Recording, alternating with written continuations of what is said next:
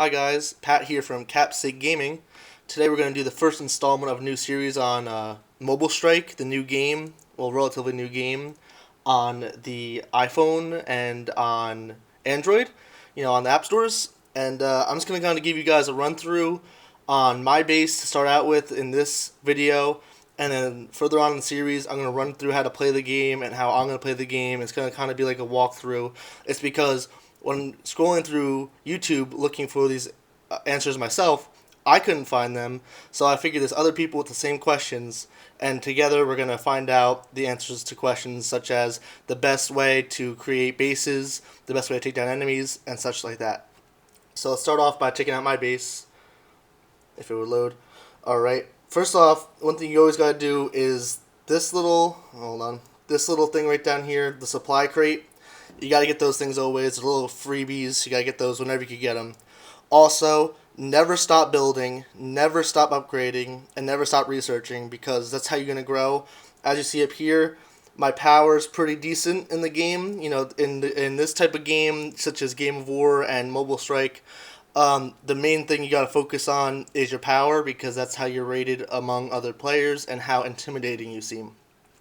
Second off is your confirmed kills. So that's how many of the other bases, other people's troops you've killed and such. So that's definitely another big intimidation factor. Next level down is your VIP.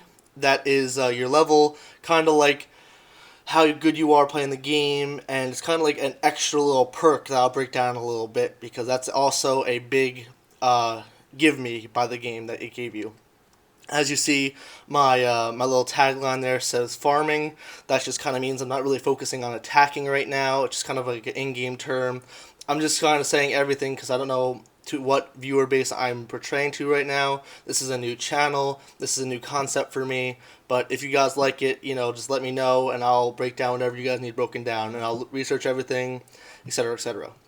So, as you see on the screen, so this is KappSigGaming. I kind of broke it down. It's kind of like a username I use pretty often now. So it's just in the game I'm called Kappa Sigma. It's just two Greek letters. Picked them out of the blue. And as you see in front of my name, I have UEF, which is my alliance. So we can take a look at it right now. So it's the United Elite Force, and I'll tell you the name of my world I'm on, or whatever, the base I'm on right now in a little bit. I don't know off the top of my head, but this is one of the, I'd say, probably top 25 alliances in this world. We're not to be messed with, but people will still take us down if they try. We're all still growing. We're all learning together.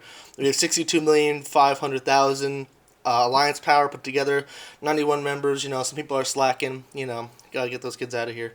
But regardless, we're moving forward. If you guys haven't used it yet, in the alliance store, if you go to the store, you could use your loyalty points, which are just accumulated over time, to buy things such as speed ups. I'm going to do myself a favor, get a 1 hour speed up real quick. I'm going to go apply that to my building while I'm talking about it. So, actually my building has less than an hour anyway, I'm not going to waste that speed up. Big thing is, when you go on VIP, I'm going to break this down now. So I just got into level 8 today. So, as you see, there's all different highlights for each level. So here's the highlights for my level, which is active right now. So, for 20 minutes or less, I can instantly finish any building projects I got going on. Just building, though, not too bad. I have all those stats you can see right there. Look that up on your own time. Look at what I'm saying. All those things obviously help me in the long run, and they really help me when it comes to gain more experience, gain more power. Again, the number one goal of this game is power. So I'll go over in a later video growing power and expanding your base in order to gain more power.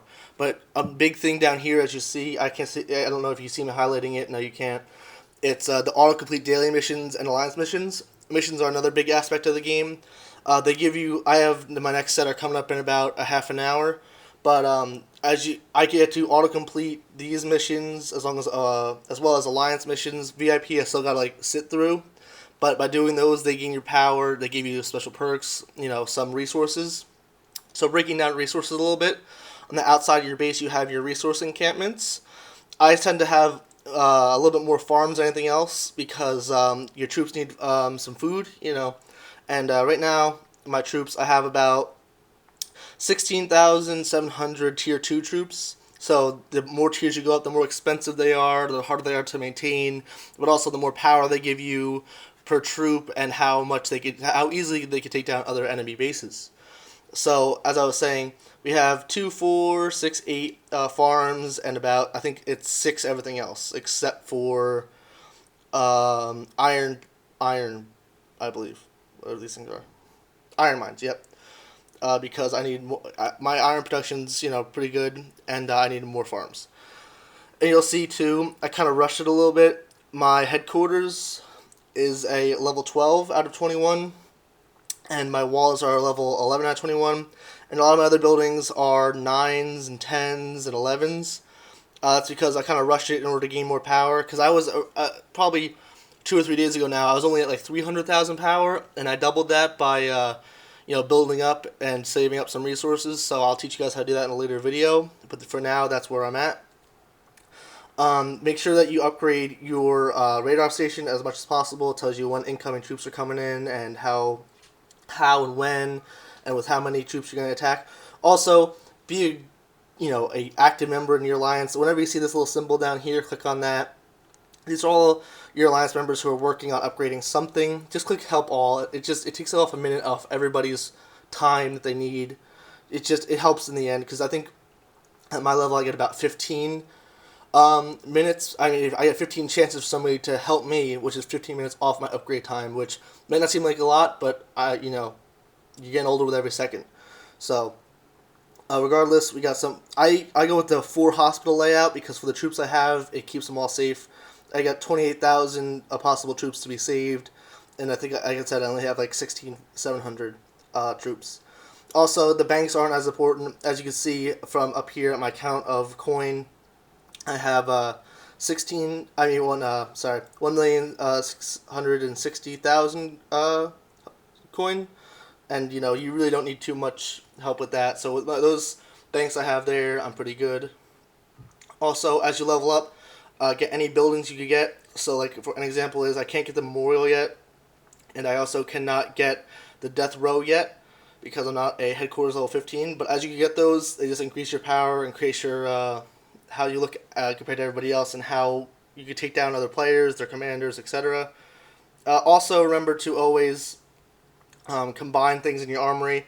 I have all of my things combined right now, but if you have 4 of the same substance, it'll say on the bottom right hand corner, a number 4 instead of a 3 or a 2 or a 1 here. And just combine those, because the more you combine them, the more benefits they give you, and you could attach them to certain materials here in your armory when you manufacture and all that. Yeah. So keep an eye out for that. But also, whenever you get gold, like right now, whenever I get gold, I'm using it to buy tactical manuals for this war room I have right here, because the more you upgrade that, the better. Also, follow the general missions here at the bottom. The missions that it says upgrade the war room to level 7 now. They kind of give you a guideline of where you should be as you're upgrading things, and as long as you're kind of following them generally and doing a general guideline there, you should be good. For now, I think that's about it. This is just kind of general rundown video. I'll go into breakdowns for each section and how to do certain things over time. Hopefully next time I could have my girlfriend come and tag along with me. She knows a little bit about the game, and she just kind of will have a second voice on all these opinions, because she played it for a little bit. Didn't really like it, but I taught her a lot in that sense, and she kind of gave a second opinion, like I said, of everything we're doing here. So, for now, I'm going to sign off. I hope you guys enjoyed this first video. Leave in the comments or anything. Message me if you want to see more of something. If you want to see, how the base layout is for different types of bases, etc. This is my alliance. Let's just say, do you want an alliance with a big hub versus a little hive? It's really your choice. Also, oh no. Alright, sorry about that. My game died. We're gonna I gotta restart that. That's embarrassing. I'll have to cut this out of the video. Hold on 1 second. Man, that sucks. Alright. Alright, I am back. My game died for some reason. I don't know. Sometimes it just crashes. I don't know why. I have an iPhone 6, and sometimes it just doesn't do what I want it to do. Anyway, as I was just saying, this is my hive for my alliance. We have some other little alliances around us that we keep bullying. Like, not bullying, I hate to say that word. Kind of just keep repetitively farming, like these guys over here. And all these other level 10s we're going to come across up here somewhere. I don't know where they went. Anyway, it's also important to name certain areas of your map.